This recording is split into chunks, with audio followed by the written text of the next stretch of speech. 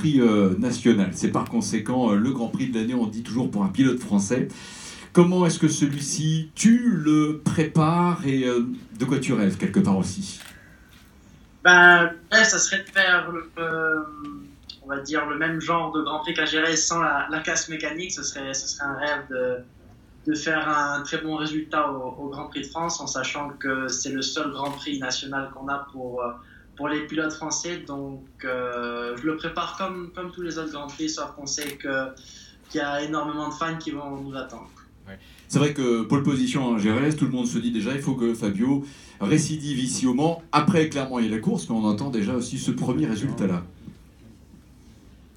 Après, c'est sûr que, on va dire, on a toujours un petit peu plus de stress, mais un extra motivation par les fans. Donc, il va falloir vraiment rester dans notre bulle, concentré, continuer à travailler comme on l'a fait depuis le début de saison.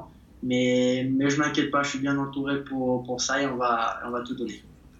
Il y a des journalistes qui sont naturellement avec nous dans la salle. Fabio, je vais proposer à quelques-uns d'entre eux de nous rejoindre pour évidemment poser une question. Et à chaque fois, je Bruno Palmet, le Maine. Voilà, le soin de se présenter, mais c'est fait. Bruno Palmet du Maine Libre. Fabio nous regarde là, la caméra. Bonjour, là. Voilà. Bonjour Fabio. Je voulais savoir en quoi physiquement le passage à la catégorie RAID, la MotoGP, avait été difficile pour toi. J'ai vu que tu avais une préparation un petit peu spécifique en amont. Raconte-nous un petit peu comment ça s'est passé. On va dire, on a moins de temps de repos dans les lignes droites. On n'a jamais de temps mort, le changement de direction. La moto est plus de 20 kg plus lourde qu'une Moto 2. Et surtout, c'est la différence de puissance qui a 120 chevaux l'année dernière avec les moteurs Moto 2 Honda. Et cette année, on est très proche des 280 chevaux. Donc, c'est ça la plus grosse différence, c'est qu'on n'a pas du tout de temps de repos sur une MotoGP. Une autre question, Bruno? Oui, je crois savoir que ton papa a participé à de nombreuses courses d'endurance, notamment le Bol d'Or. Je voulais savoir s'il avait participé aux 24 heures du Mans, par exemple. Et sera-t-il là avec ta maman ce week-end?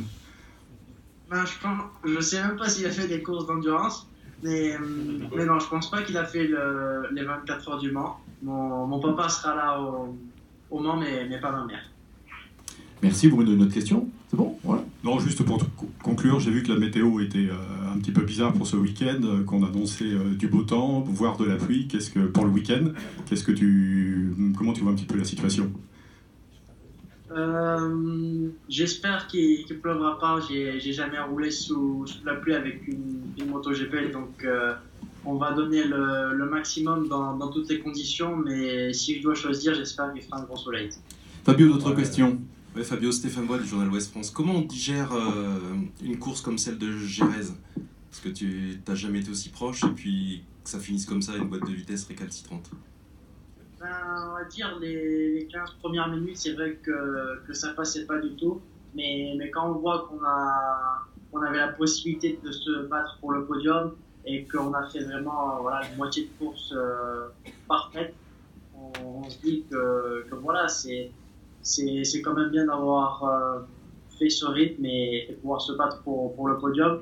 Et on pense au futur qu'on a le rythme pour se battre dans les top positions. Les essais privés derrière à RS t'ont rassuré? Même pas rassuré, c'est sûr qu'on a travaillé énormément sur une nouvelle fourche à l'avant, une nouvelle géométrie de la moto. Et à la fin, on a terminé sur on va dire 3 tours chrono qui étaient spectaculaires. Et ça m'a rassuré un petit peu, mais je savais que j'avais un très bon rythme sur ce circuit. Autre question, Christelle Caillou pour France Bleu Maine. Bonjour Christelle. Bonjour Fabio. Dis-moi, le fait de courir en France, au Mans, devant les supporters, c'est un plus ou ça met une pression supplémentaire? C'est les deux. C'est sûr que c'est un plus parce que c'est quelque chose d'extraordinaire d'être dans notre seul Grand Prix national, mais c'est sûr qu'on veut toujours faire mieux et ça nous met un petit peu plus de pression. Donc on va essayer de rester calme, pas faire d'erreur et de finir la course. Fabio, une autre question. On t'avait naturellement déjà repéré au niveau de ton talent et de ton potentiel avant ton arrivée en MotoGP. Mais ceci étant, pour dire les choses telles que, on a le sentiment que la MotoGP te réussit beaucoup plus. Qu'est-ce qui s'est donc passé dans ce passage Moto 2, MotoGP qui ne s'est pas passé avant? On va dire que j'étais passé en 2016 et 2017, j'ai passé 2 années vraiment compliquées. En 2018, c'est l'année où j'ai commencé à vraiment prendre confiance et cette année avec mon team, on est vraiment, on va dire, on travaille super bien. Le team me met pas de pression. On a une méthode de travail qui est vraiment au top et je pense que je suis en pleine confiance en ce moment. Et c'est grâce à ça que je fais on va dire, des belles performances en ce moment. Comment ça se passe aussi avec Lon Zarco? C'est sympa, on va vous retrouver tous les deux pour ce Grand Prix de France. Ouais, c'est sûr, c'est cool d'avoir 2 pilotes MotoGP dans la catégorie raid. Johan, c'est un pilote que j'apprécie énormément. Il m'a donné quelques conseils l'année dernière, donc ça va être cool d'avoir les supporters français derrière nous. On va te faire réagir et faire réagir en 2 témoins si je m'autorise cela. Claude Michy tout d'abord, rapprochez-vous un instant de moi. Question sous forme de commentaire. C'est pas un garçon facile. Oui, c'est vrai, pas un garçon facile. Fabio, un regard sur Claude Michy justement. Alors évidemment aussi avec toutes les collectivités locales, il y a Pierre Fillon, mais je vous en prie, président, venez avec moi aussi. Venez avec nous, pardon. Qu'est-ce que Claude et qu'est-ce que le Grand Prix et Le Mans apportent globalement à la dynamique de la moto? Ben, c'est vrai que ça fait déjà énormément d'années que Claude organise le Grand Prix de France et que je pense que c'est un des Grands Prix les mieux organisés où il y a vraiment le samedi soir un show extraordinaire. Le dimanche, il y a énormément de spectateurs. Donc, pour nous, en tant que Français, avoir un Grand Prix aussi bien organisé, c'est vraiment spécial.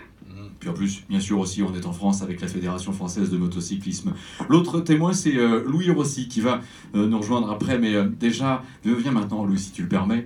Prends aussi ce micro et je vous laisserai bien papoter un tout petit peu tous les deux, savoir ce que 2 pilotes, un précédent vainqueur de Grand Prix de France, même si c'est pas en MotoGP, et un potentiel futur, ça ne laisse aucun doute, peuvent se dire.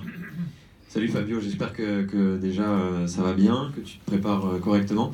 Ouais, est-ce que c'est un circuit que tu apprécies particulièrement, le circuit Bugatti? C'est un circuit que j'apprécie. L'année dernière, c'est un circuit où je pense j'ai fait mon premier step dans la journée de test du lundi. C'est un circuit qui est assez, on va dire, facile mais très technique dans les phases de freinage. Donc en MotoGP, ça sera à mon avis un circuit très difficile à prendre ses repères, mais je pense qu'on pourra faire quelque chose de bien, sachant que la Yamaha va très bien là-bas.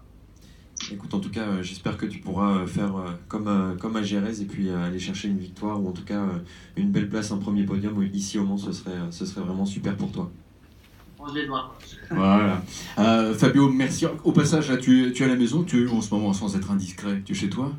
Ouais, je suis chez moi, je m'entraîne au circuit du Mans, là, sur la PlayStation. Ah ouais. C'est quoi le programme de la semaine? Est-ce que l'équipe s'est dit, bon, Fabio, ça va être son home race, comme l'on dit, c'est-à-dire son Grand Prix national, on le laisse se reposer, recharger les batteries avant d'arriver sur le circuit un peu plus tard dans la semaine? Ah non, pas du tout, c'est tout le contraire. J'arrive. D'accord. Je prends mon avion demain pour Paris, donc vu que c'est notre seul Grand Prix national, il nous laisse pas trop tranquille. Parfait. En mots aussi sur l'équipe finalement qui t'entoure, parce que c'est vrai, tu l'as dit, tu disposes d'une Yamaha. Alors évidemment, tout le monde peut pas, enfin on peut pas s'empêcher quelque part de la comparer avec une certaine moto numéro 46, entre autres. Ce team-là, quelle place a-t-il vraiment dans ce que j'appellerais la sphère Yamaha? Ben, on va dire c'était comme un petit peu le team de Hervé l'année dernière. Ouais, Tech 3, oui.